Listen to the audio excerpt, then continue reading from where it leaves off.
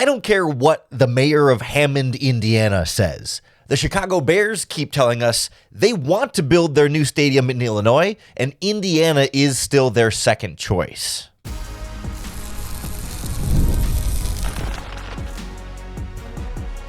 You are Locked On Bears, your daily Chicago Bears podcast. Part of the Locked On Podcast Network, your team every day. This is Locked On Bears, and I'm your host, Lauren Cox. I'm here to bring you your daily, in-depth Chicago Bears news and analysis. On the show today, we're going to bring you the latest comments from Chicago Bears chairman George McCaskey and team president Kevin Warren on the stadium plans for either Arlington Park or Hammond, Indiana, and why they're not saying it directly, but they keep telling us over and over again Illinois is the preference for the organization. They also gave us an update on just the financial situation, where everyone was worried, are the Bears broke and out of money? Not so fast. They say stadium money and football money, two separate situations to look at, and we'll talk about sort of why the Bears then haven't spent money if cash isn't the problem. And also the Bears continue to push for a potential compensatory pick from the Ian Cunningham hiring by the Atlanta Falcons. We don't have an answer on that yet, but I do want to look at some of the ramifications of that and what the NFL is trying to work through there and why it's messy in a variety of different outcomes. No clear and there's no easy solution for all parties involved. I do want to thank you for making Locked On Bears your first listen today. We're part of the Locked On Podcast Network, the #1 sports podcast network. And the Bears keep trying to play this game of towing the line, saying, well, we might want to go to Indiana, we might want to stay in Illinois. We could really go either way, and it'll just kind of depend on who gives us the best offer. And I still don't buy that. And every time George McCaskey and Kevin Warren talk about it, they still don't give me any more reason to believe that Indiana is truly a high priority for them. They say that they're considering both sites and that they're really up in the air right now and we could go either way. But their actions and the things they don't say tell us repeatedly that Illinois is the preference. That doesn't mean that there's a 0% chance they go to Indiana, but I believe they're going to exhaust every possibility in Illinois before they reluctantly perhaps agree to go to Indiana. And even then, I'm not so convinced that Indiana is a super, super realistic option, even at this stage of the process. So you may have seen famously the mayor of Hammond, Indiana, where the Bears are looking at their site, has said that, the Bears their minds already made up about moving to Hammond. And the Bears have already made up their mind before most of the public found out about it. They're very confident in Hammond, Indiana, that the Bears are going there. And it's a lot of political posturing and trying to put some public pressure on the Bears to make it seem like they're committing there so that the Bears look like bad guys if they don't go to Hammond, Indiana. But the things that, first of all, that matter more are what George McCaskey and Kevin Warren say. And what matter more than any of that is what the team actually does. And I thought the ways that McCaskey in particular talked about it, to me, continues to signal that Illinois is their preference. So the quote that I want to give you from George McCaskey, and when you hear this quote, at first, it's going to sound very neutral. And that's the way they want it to sound, because they want Illinois to think they're serious about Indiana, and they want Indiana to think they're serious about Illinois to use the leverage against each other and get the best deal possible. I still don't think Indiana is that strong of a suitor, and we'll explain why in the context of this quote. It's going to sound like 50-50 up in the air, but I think when you read between the lines a little bit and look deeper into this, you'll understand why it's signaling their preference to Illinois. So the quote I want to give you, and McCaskey talked a lot more than this, but I'll just pull out the specific quote, is, quote, "The fact of the matter is we don't have a deal to consider right now." He said, quote, "In Indiana, we have a great site. There's some due diligence that needs to be completed before we can fully evaluate the site, and we have a legislative framework in place. In Arlington Heights, we have a site shovel ready, but we don't yet have a legislative framework. And so he's trying to paint this as an equal, like, hey, we need two things in order to build a stadium. We need a site that's ready to go, and we need a legislative framework. And he's saying in Indiana, we have the framework, but the site's not ready to go. In Illinois, the site's ready to go, but we don't have the legislative framework. And so he's like, well, until we have both at either spot, we can't fully evaluate, and then really both at both spots, we can't fully evaluate what we're going to do here. But I think within that, there's kind of a false equivalency here, as though the Bears just can sit on their hands and wait for both things to happen. But in reality here, yes, they're waiting for the state of Illinois to, through the end of its current legislative session, Kevin Warren said, they're giving Illinois to the end of spring. I think it's like the end of May or somewhere in there, like to pass some kind of legislation that would give the Bears the tax, benefits that they're looking for.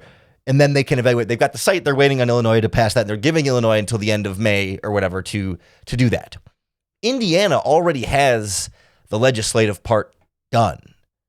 The site stuff, the Bears can go do. Like, yes, I guess they can't control every single aspect of this process, right? But like, if the Bears were really fired up about Indiana and saying, hey, we really think this is going to be our option, don't you think they would be really fully, firmly, and quickly evaluating that site and going there and inspecting property more, purchasing property, doing all the studies that they need to, and really pushing the envelope on, hey, let's get this site figured out because we've got the legislative thing done. But instead, they're saying, well, we're going to wait until spring and see what Illinois does first before we go all in on this site in Indiana, and because the legislative thing is done. Like, the Bears don't need the state government of Indiana to inspect the site and evaluate the site. I mean, I'm sure there's little like environmental stuff here and there, but like they're not waiting on the Indiana legislature to do something with the site. Like the Bears got the Arlington Heights site done on their own. You didn't need government intervention in major ways, or didn't have to wait for anybody to evaluate the Arlington Heights site, put together their plan for the Arlington Heights site, and buy the Arlington Heights site. There's not a lot of people they're waiting on for the Hammond, Indiana site. And yet they're still waiting on the Hammond, Indiana site. And so that to me signals that they're giving Illinois all this time to work on their package, and they're not in any kind of hurry to build in Indiana or make significant progress and put money into a property in Indiana, because of course, they bought the Arlington Heights property without knowing for sure whether they were going to build a stadium there. So they could, in theory, buy property in Hammond, Indiana, and without knowing whether they're going to build the stadium there, and then sell it if they don't build the stadium there. But they're not. The Bears have only put real investment into the Arlington Heights site. They have spent not $0 in Hammond, Indiana. I mean, they've flown there. They visited there. But they put a bunch of money in Arlington Heights and very little money into Hammond, Indiana. And in the world of business, money talks and BS walks. And we've got a lot of BS talking right now surrounding Hammond, Indiana, and not a lot of money talking. There's a lot of BS walking. They've done literal walking around Hammond, Indiana. They said they've sort of got a potential stadium location sort of sited out, but they still have to work through parking and all the surrounding things around the stadium, which, by the way, are the most important part of this project from a business perspective. Like, that's why this is such BS coming out of Hammond, Indiana, is that in the modern business of building stadiums, most of the team's profit comes from the events that are not Chicago Bears football games. Chicago Bears football games will be 8 or 9 home games out of 365 days in a calendar year. Most of the profit from stadium projects that make it worthwhile from a business perspective is all of the other events in your stadium, all the hotels and restaurants and surrounding spaces that you build around the stadium. That's where the real profit is, where how you can make it make business sense is you have to make money on everything that's not Chicago Bears football in order for a stadium site to work out. Hammond is not a good site around the stadium where the Bears need to make their profit. Arlington Heights is a much bigger space. It's much closer to major highways and obviously major city and suburbs in Chicago. Like, it makes all the financial sense in the world for them to build in Arlington Heights.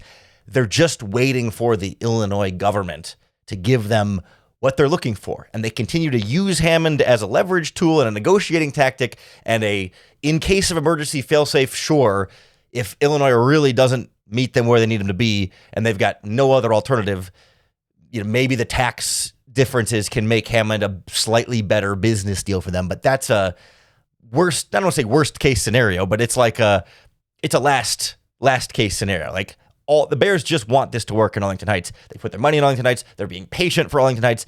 The Hammond stuff is just in case plan B, back pocket. Hammond is the side chick in this situation, as much as they don't want to admit it over there and they want to pretend in Indiana like they're the main chick. And so we're not going to get a concrete answer on this for another couple months, but I just think they continue to point us in one direction repeatedly over and over again. I do think more meaningfully coming out of the owners' meetings was some reassurances from George McCaskey on the team's finances and their ability to spend on free agents and trades and not be broke from a football operation standpoint. So we'll take a look at where the Bears stand money-wise and how that interacts with their offseason plans and team building next on Locked On Bears. This episode of Locked On Bears is brought to you by FanDuel Sportsbook. The tournament is here and one of the best times of the year each and every year with brackets and buzzer beaters and upsets. It's nonstop action from tip to final cut down. And right now, FanDuel is giving new customers a way to stay in the action all tournament long. Because here's the best part. You get up to $300 back in bonus bets every day for 10 days. That means 10 chances to stay involved throughout the entire tournament. You can mix it up however you want. Game picks, futures, or even same-game parlays for bigger potential payouts. It's perfect for the tournament because every day there's something new, different matchups, new storylines, and more ways to get involved as we get deeper and deeper into the brackets. So visit FanDuel.com to sign up today. That's FanDuel.com to get in on the action. I do want to thank you for making Locked On Bears your first listen once again, whether it's your first time ever listening or it's your 500th time tuning in. We really appreciate you being a part of the show. If you'd like to get access to an ad-free audio feed of Locked On Bears, it's compatible with Apple Podcasts, Spotify, all the major podcasting apps, plus access to an exclusive Locked On Bears listener group chat in the Locked On Bears Discord server. You can check out the Everydayers Club. The website to go to is lockedonbears.supercast.com. You can always find that note in the show notes descriptions wherever it is that you tune in to Locked On Bears. But in addition to a not so concrete stadium update at the NFL owners meetings, George McCaskey was asked about money. There was a whole controversy a couple weeks ago now where Adam Schefter said, Bears are broke. They couldn't trade for Max Crosby if they wanted to because they don't have the room. They're broke. They don't have the money for it right now. And it sparked this big debate of, is he just talking about the salary cap space, or is he talking about like cash on that the organization doesn't have enough dollar bills to pay for a player like Max Crosby via trade? Because the oversimplification of this is like, whenever you give a player a big contract, like say Darnell Wright's contract extension that's going to be coming up here at some point, you don't pay them all the money up front, but you do have to have the money available in escrow before you can sign the contract. Essentially meaning like you have to have the full value of the contract in liquid dollar bills available to pay him, even though you're not paying him all at once, just so the NFL can keep teams from like defaulting on contracts and not being able to pay players. And if you somehow run out of money later on in the process, like you got to have the money up front when you sign the deal, and then you slowly pay it to him out of that as you go through the contract. And so when Adam Schefter used the phrase broke, and he didn't specifically say they're out of cap space, he said they're broke, but he was also kind of talking quickly and kind of making a big point out of it. Everyone was like, well, the Bears are trying to put they've already put a couple $100 million into Arlington Heights, and they're going to need a couple $1 billion to build this stadium, and people expect it's going to cost more billions of dollars than the Bears are currently claiming it to be. But nonetheless, people are saying, well, do the Bears have to put all this cash aside for the stadium, and now they don't have the cash to pay football players? And is that why the Bears didn't sign any big-name free agents this year, didn't trade for Max Crosby or any other big splash trades, and it is Ryan Poles all of a sudden being hamstrung by the team's lack of finances? George McCaskey says, not true, not at all. Now, I'm not here to tell you have to believe George McCaskey at face value, But like if I think we talk through this for a moment, it can make some sense in the meantime. Like I'm not here to say you shouldn't believe him either. I'm not, I think he's generally comes off as a person who wants to be honest and forthcoming with Bears fans. But the quote he said was, that with the stadium, it's a significant risk for the family and the organization, but it's on the business side. It won't impact what's available for football operations whatsoever. Essentially saying that because of the stadium, the Bears will have to borrow, aka get a loan for like $2 billion for the construction of a stadium because they don't have $2 billion just sitting around to invest in a stadium. And he's basically saying like, that's where the risk is for the family. It's like they have to take out this loan and then build a stadium and then make the money back on the loan. But that funding source, if you will, is, as George McCaskey says, like separate from what's available for football operations. And so where does that then leave this whole idea of the Bears are broke? Well, I'm more convinced that Schefter was talking about salary cap space, that still as of right now, the Bears have virtually $0 in salary cap space. They have the least amount of salary cap space of any team in the NFL that's been publicly reported. They're under $250,000 in cap space. They have no available financial room to take more contracts. It's not that they're out of cash, but they don't have financial room to take contracts. And people say, well, Lauren, they could restructure a bunch of their deals and push that money in the future, create cap space now to trade for someone like Max Crosby. Absolutely.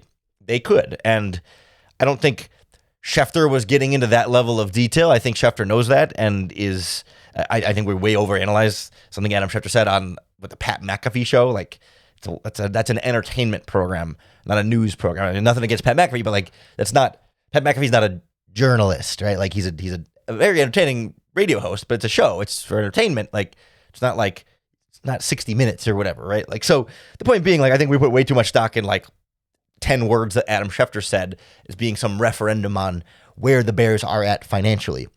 But I do think it speaks to, but I do think the fact that they aren't pushing money in the future and moving numbers around doesn't speak to the fact that they're broke. It speaks to the fact that Ryan Poles is being very, very careful about maintaining as much salary cap flexibility as possible, that he doesn't want to push all that money into the future because he consistently hasn't ever since they brought in Ben Johnson.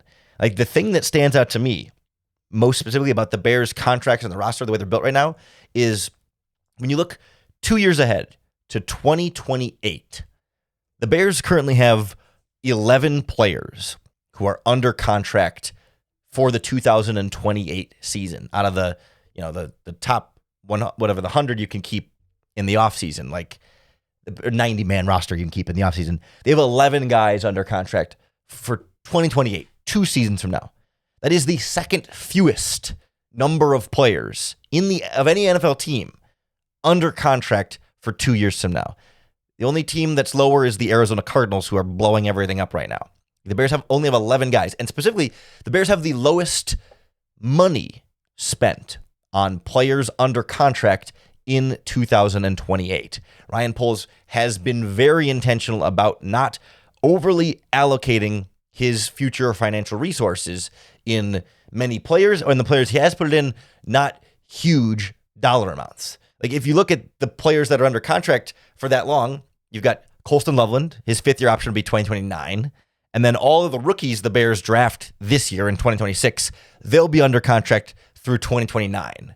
But then through 2028, you've got Kyler Gordon on his contract extension, and then the 2 veteran free agents the Bears signed to 3-year deals this offseason, Kobe Bryant and Devin Bush.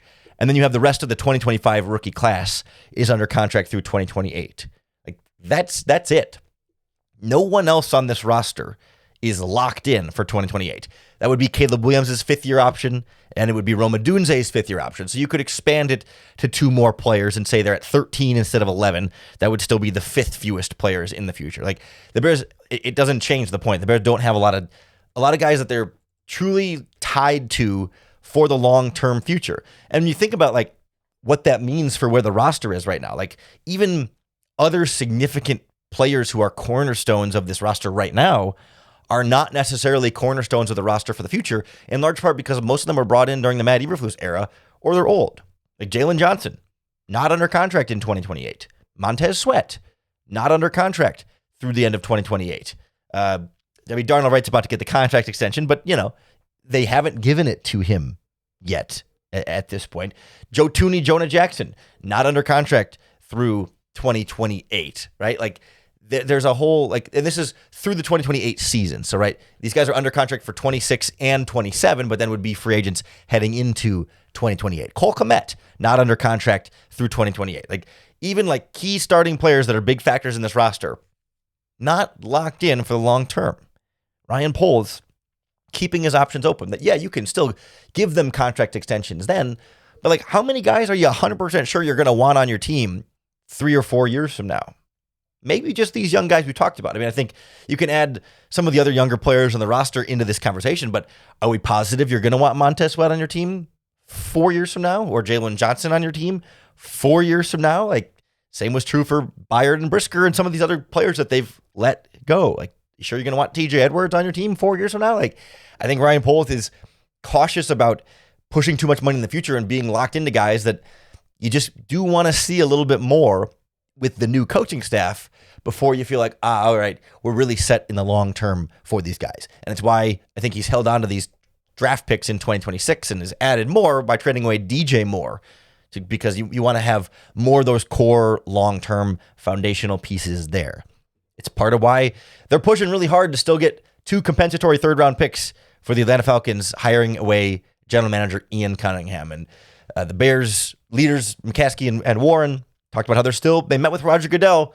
They're pushing for it. But so I want to take a look at, as we get closer and closer to the draft, how much more difficult and complicated this gets and what the potential outcomes are here for the Bears next on Locked On Bears. This episode of Locked On Bears is brought to you by Robinhood. What if sports were traded like markets? Well, now you can put your sports IQ to work in real time with Robinhood prediction markets, where it's not you against the house, it's you participating in a live market. You can buy or sell your positions live all game long and use your sports knowledge in the moments that matter. Robinhood Prediction Markets changes the game because it's people moving the action. So when momentum shifts, you can move with it. You've always known the game, but maybe you've never had that dynamic way to apply the knowledge. Well, now you can actually take part live in a market powered by people, where you're no longer just a spectator. Play by play, you decide. Trade every play with Robinhood. Now available across the U.S. Download the Robinhood app now to begin. Futures and cleared swaps trading involves significant risk and is not appropriate for everyone. Event contracts are offered by Robinhood Derivatives LLC, a registered futures commission merchant and swap firm. The quest for compensatory third-round picks continues for the Chicago Bears, and we don't have any real concrete updates besides that, conversations are going, and it's not dead in the water. And I think we kind of got the impression that, hey, this was kind of a moot point, and the league seemed pretty firm on, hey, they're not going to give them to you. But Bears reopening the door to say, no, we are still pushing and still fighting on this. But we're 3 weeks away from the NFL draft now.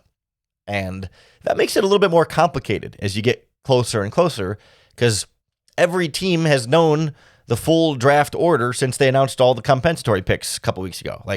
There are 257 picks in every NFL draft, and all 257 picks are known.